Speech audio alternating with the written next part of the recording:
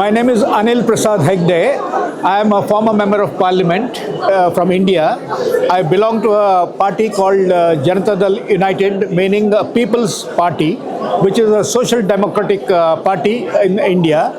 I have been, the founders of my party have been human rights activists, and that is why I have, for many years, I have been associated with the various human rights movement.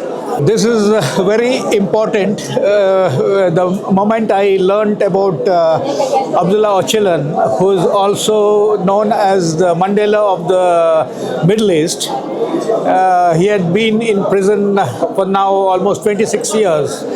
When I heard about it, I started taking a lot of interest. I started reading him, and I started reading about his democratic confederalism. So you all know that I come from India, land of Mahatma Gandhi, who was a proponent of non-violence, and same way, and he also spoke of village republics and women's empowerment and all. The same way, whatever more and more I start reading about Öcalan, I get so much inspired, because he is the first person whom I have heard who speaks of a stateless nation.